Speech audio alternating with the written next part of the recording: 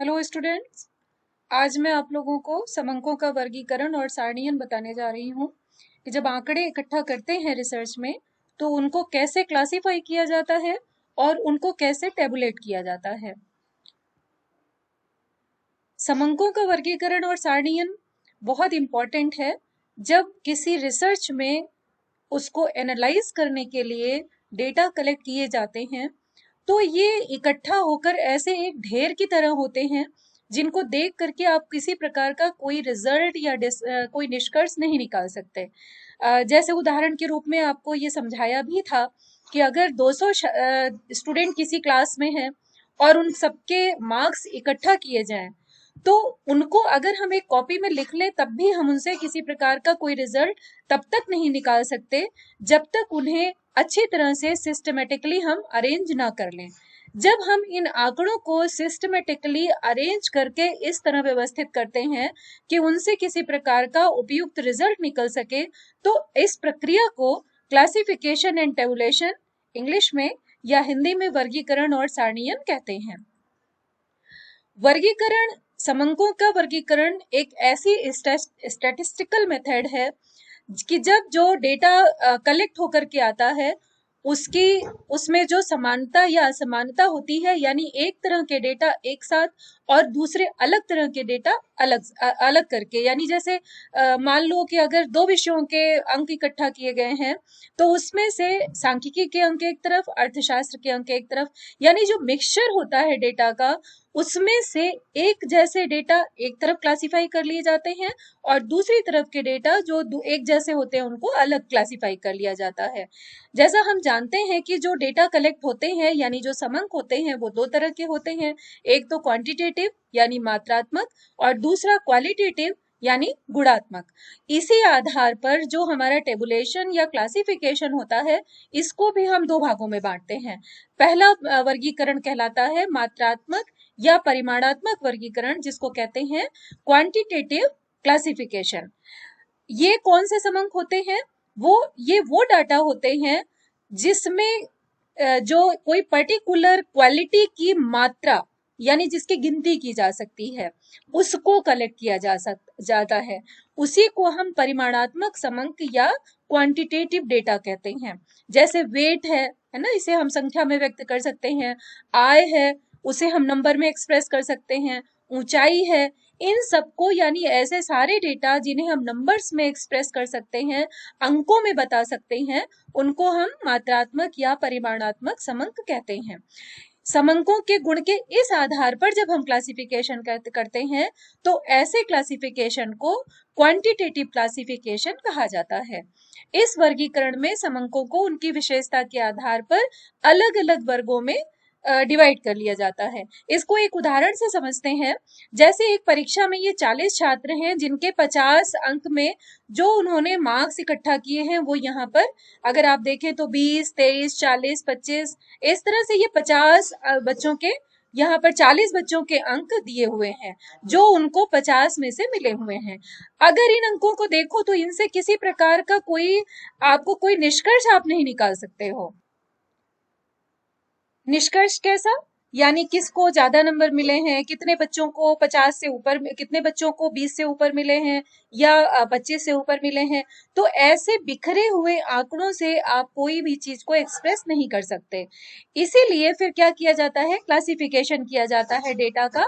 और जब हम क्लासिफिकेशन करते हैं तो क्लासिफिकेशन करने के बाद यानी अगर बहुत ज्यादा नहीं लेकिन अगर हम उसे आरोही क्रम यानी असेंडिंग ऑर्डर या डिसेंडिंग ऑर्डर में भी व्यवस्थित कर ले, जैसे इसमें यहाँ पर इन्हीं उसी 40 बच्चों के नंबर को यहाँ पर देखिए इस तरह से अरेंज किया गया है कि ये असेंडिंग ऑर्डर में है यानी बढ़ते हुए क्रम में है।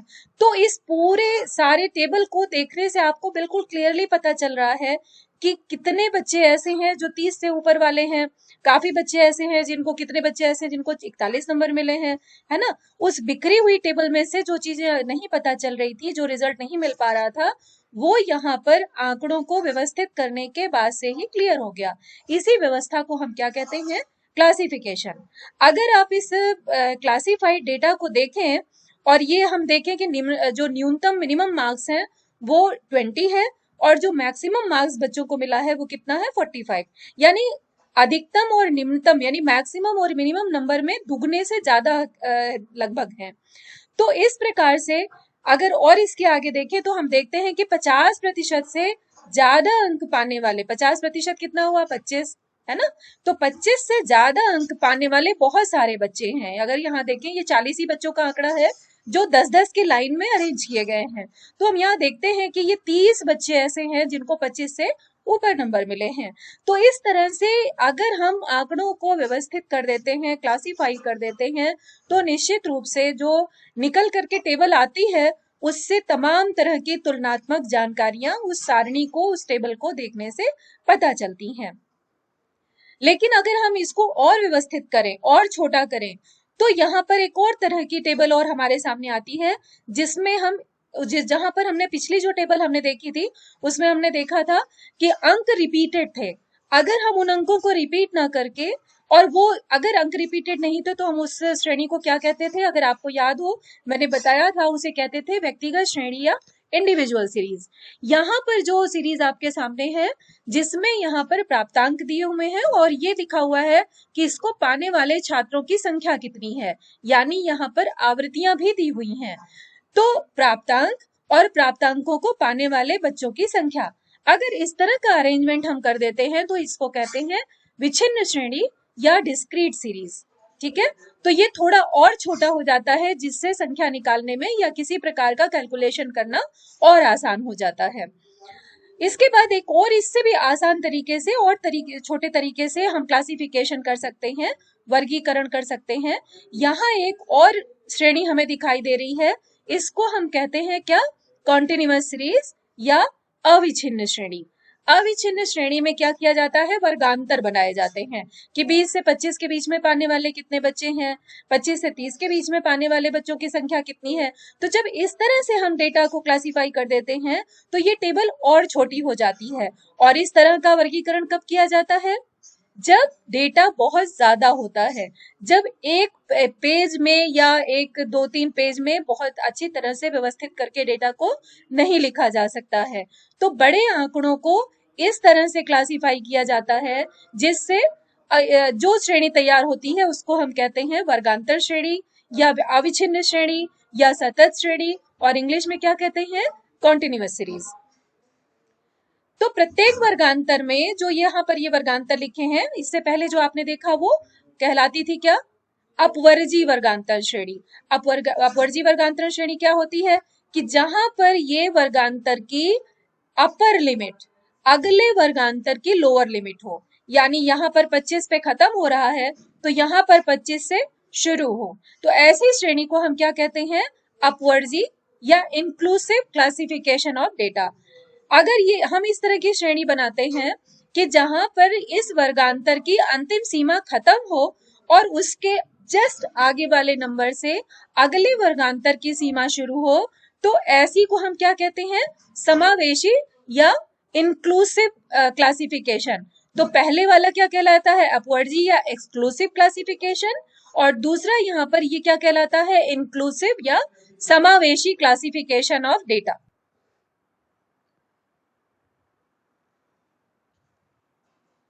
इसके बाद अगर हम ये देखें कि ये जो वर्गीकरण है ये कितने तरह का होता है, तो सबसे पहला वर्गीकरण कहलाता है द्विगुणी वर्गीकरण।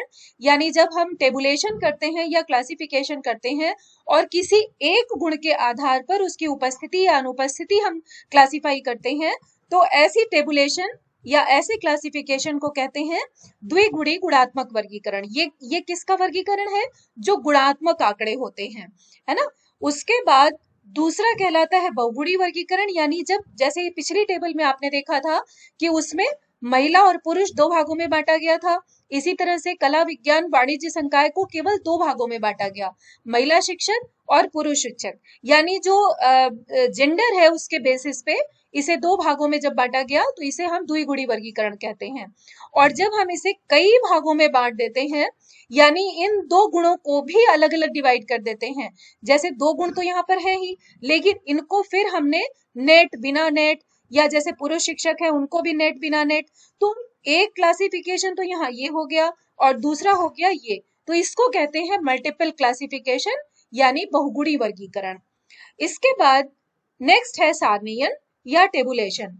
तो ये जो पूरी प्रक्रिया अभी हमने की, इस पूरी प्रक्रिया में यानी समंकों को जब हम टेबल के रूप में प्रस्तुत करते हैं कि सामने लिखा हुआ डेटा एक टेबल के फॉर्म में आ जाए, जिससे बहुत आसानी से उससे किसी प्रकार का निष्कर्ष निकाला जाए, तो ऐसी व्यवस्था को, ऐसे मैनेजमेंट को क्या कहते हैं? टेबुलेशन या सारणीयन। ये जो स्टैटिस्टिकल एनालिसिस है उसका एक बहुत इंपॉर्टेंट पार्ट है। और हम टेबुलेशन में क्या करते हैं? सारे आंकड़ों को रोज और कॉलम में सिस्टमेटिकली अरेंज करते हैं, जिससे पूरी टेबल से बहुत आसानी से जो भी निष्कर्ष है वो निकाला जा सके। क्योंकि जब सारणी के रूप में समंक या डेटा व्यवस्थित हो जाते हैं तो उनसे कैलकुलेशन बहुत आसान हो जाती है। तो टेबुलेशन के ऑब्जेक्टिव क्या है, उद्देश्य क्या है? जो बिखरे हुए समंक हैं उनको एक संक्षिप्त रूप देना, यानी उनको इकट्ठा करके एक टेबल का फॉर्म दे देना, जिससे आसानी से एनालिसिस संभव हो सके। और क्या उद्देश्य होता है? कि कम से कम जगह में आसानी से सारे डेटा को व्यवस्थित किया जा सके। और इसके अलावा जो स्टैटिस्टिकल मेथड्स हैं उनमें आसानी से डेटा को फिट किया जा सके। तो ये सारे उद्देश्य हैं टेबुलेशन के। इसके अलावा कुछ विशेष चीजें होती हैं जिनको जब टेबल बनाई जाती है तो ध्यान रखना चाहिए कि जो टेबल है यानी सारणी है वो कैसी हो? सिंपल हो, छोटी हो, देखने में अच्छी साफ सुथरी हो और सेल्फ एक्सप्लेनेटरी हो, स्पष्ट हो, यानी उसमें किसी को बताना ना पड़े कि इस टेबल में क्या करना है। सारणी का जो टाइटल है वो सारणी के ठीक ऊपर लिखा हुआ होना चाहिए, यानी जो टेबल है उसके ऊपर ये बिल्कुल क्लियर लिखा होना चाहिए कि इस टेबल के अंदर क्या दिया गया है। इसमें किसी प्रकार की अस्पष्टता नहीं होनी चाहिए।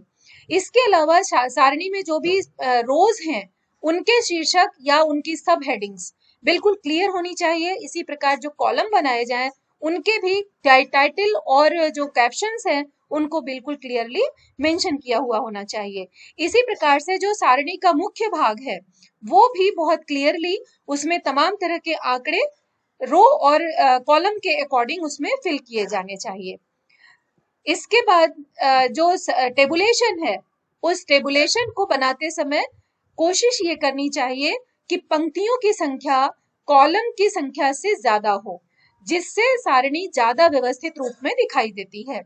दूसरी बात यह कि सारणी में किसी प्रकार की अनावश्यक जानकारी नहीं होनी चाहिए, नहीं तो वो इतनी कॉम्प्लेक्स हो जाती है कि उसे पढ़ना और समझना बहुत मुश्किल हो जाता है। इसके अलावा जो टेबल है वो क्रोनोलॉजिकल, क्वांटिटेटिव और जियोग्राफिकल क्रम में होनी चाहिए। इस आधार पर टेबुलेशन को हम 3 भागों में बांटते हैं। एक तो सिंपल टेबल जिसमें एक गुण के आधार पर टेबुलेशन किया जाता है। दूसरी द्विगुण सारणी होती है जिसमें 2 गुणों के आधार पर टेबुलेशन किया जाता है। और तीसरी है बहुगुण सारणी या मल्टीपल क्वालिटी के आधार पर जिसमें टेबुलेशन किया जाता है। उसमें यानी कई गुणों के आधार पर जिसमें टेबुलेशन किया जाता है उसको हम बहुगुण सारणी कहते हैं। तो आज यहीं पर इतना ही समाप्त करती हूँ। इसके बाद जो नेक्स्ट लेक्चर होगा उसमें थ्योरी के कुछ अन्य पोर्शन भी आपके साथ डिस्कस करूंगी।